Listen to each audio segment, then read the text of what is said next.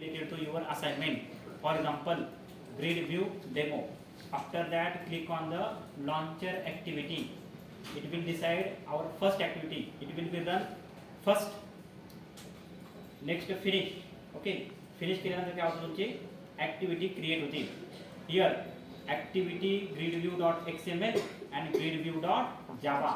Two separate files are created. This is your XML file and this is your Java file.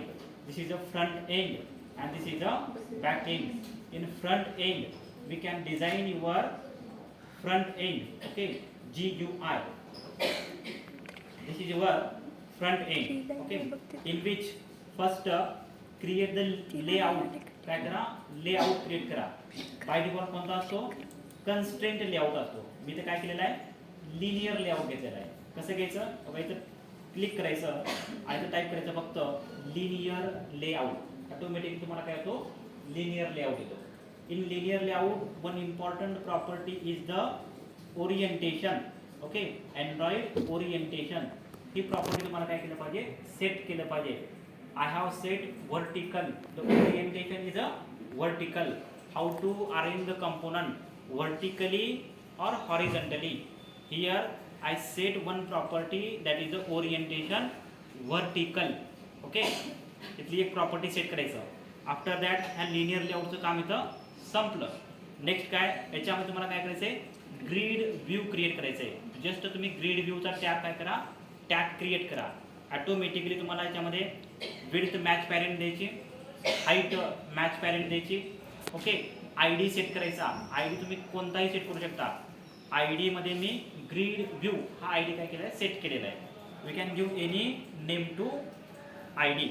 After that another property is a number of columns. How many columns are you want in the grid view? Here I have set number of column is a 3.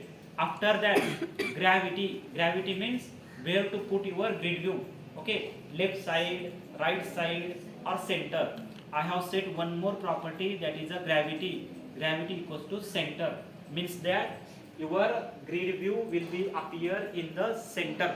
Centre मध्ये तुमचा grid view काय होईल appear होईल. After that vertical spacing 20 dp display pixel. After that horizontal spacing 20 dp okay display pixel.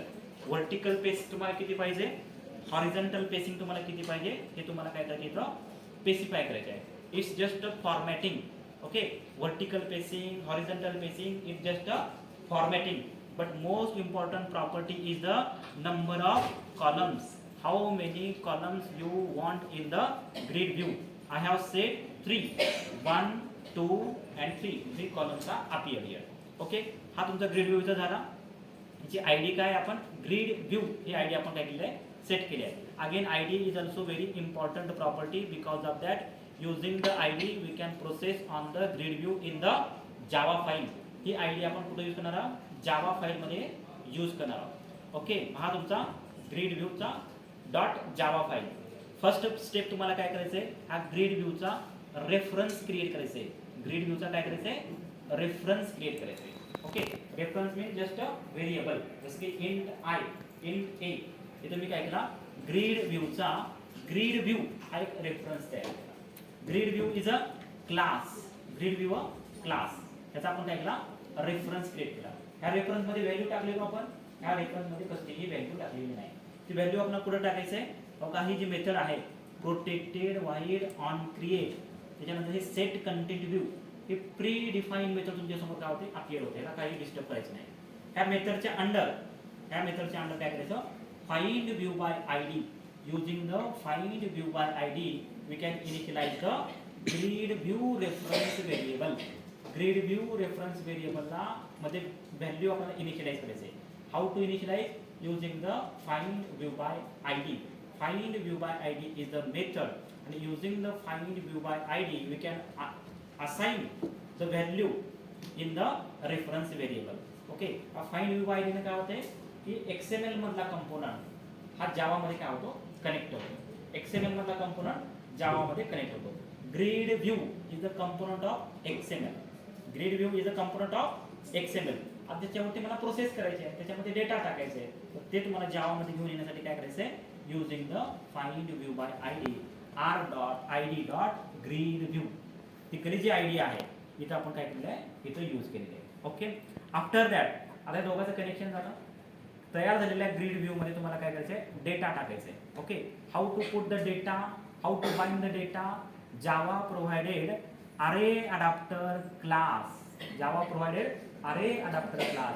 Using the array adapter class we can put the data in the grid view. Okay, माझ्याकडे data source कोणता आहे, माझ्याकडे data source हा array आहे. Okay, मी already हा array इथे काय केलेला आहे, क्रिएट केलेला आहे. ओके, डेटा सोर्स माझ्याकडे काय array आहे. सो दॅट मला क्लास कोणता यूज करावा लागेल, array adapter नावाचा क्लास मला क्रिएट करावा लागेल. मग मी array adapterचा काय केला, ऑब्जेक्ट क्रिएट केला. कोणता, अडॅप्टर. ओके, अरे अडॅप्टरचा अडॅप्टर हा काय ऑब्जेक्ट आहे. ओके, ऑब्जेक्ट तयार करताना 3 आर्ग्युमेंट पास करायचे. पहिला आर्ग्युमेंट काय, दिस. दुसरा काय की लिस्ट कोणत्या टाइपची पाहिजे तुम्हाला, मला लिस्ट ही simple dot expandable dot list dot item 1.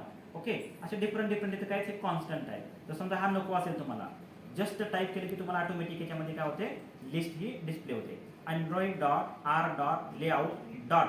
Okay, dot केले की तुम्हाला लगेच हे लिस्ट इथे काय होते, डिस्प्ले होते. ह्याच्यातला मी समजा सिंपल एक्सपांडेबल घेऊ शकतो किंवा सिंपल लिस्ट ॲटम 1 हाही घेऊ शकतो मी. Any constant you can set here.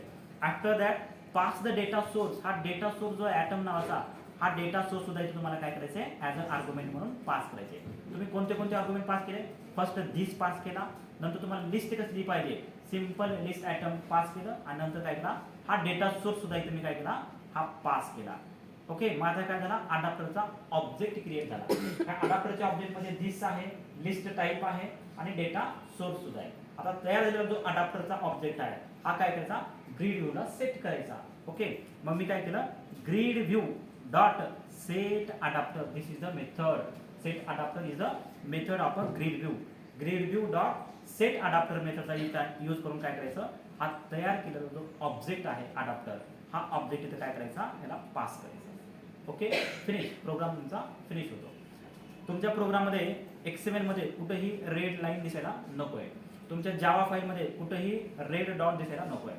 जर कुठे रेड डॉट असेल तर तुमच्या प्रोग्राममध्ये सोर्स कोडमध्ये कुठेतरी एरर आहे. ओके, नंतर तुम्ही काय करा, याला रन करा. रन करत असताना कसं करायचं, 2 व्हर्च्युअल डिव्हाइस आहेत माझ्याकडे. स्मॉल फोन एक आहे आणि स्मॉल फोन 2 एक आहे. फर्स्ट जो आहे हा व्हर्च्युअल डिव्हाइस मी इथे काय केलं, स्टार्ट केलं. स्टार्ट केल्यानंतर वेट आणि वॉच. व्हर्च्युअल डिव्हाइस तुमचं काय होईल, लॉन्च होईल. व्हर्च्युअल डिव्हाइस लॉन्च झाल्यानंतर आपलं ॲप्लिकेशन त्या व्हर्च्युअल डिव्हाइसवरती काय करायचं आहे, रन करायचं आहे.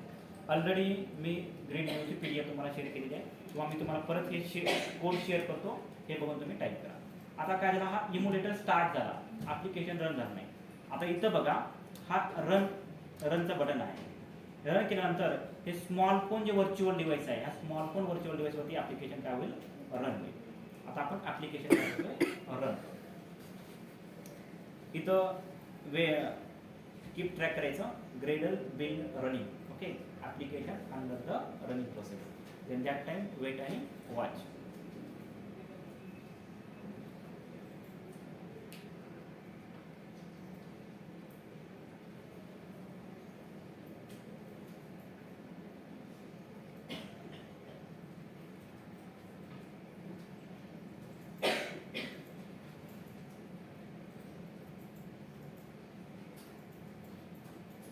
हा प्रोग्राम तुम्ही प्रॅक्टिकलमध्ये सुद्धा, रेकॉर्ड बुकमध्ये सुद्धा लिहायचा. Write a program to demonstrate use of grid view. Write a program to demonstrate use of list view. List व्ह्यूचा programme झालेला आहे, ग्रीड व्ह्यूचा सुद्धा प्रोग्राम झालेला आहे.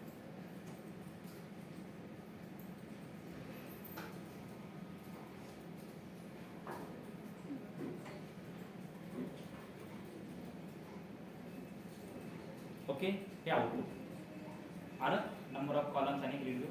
आता याचा कोड मी तुम्हाला तुमच्या ग्रुपवरती टाकतो, तुम्ही पाहून करायचं.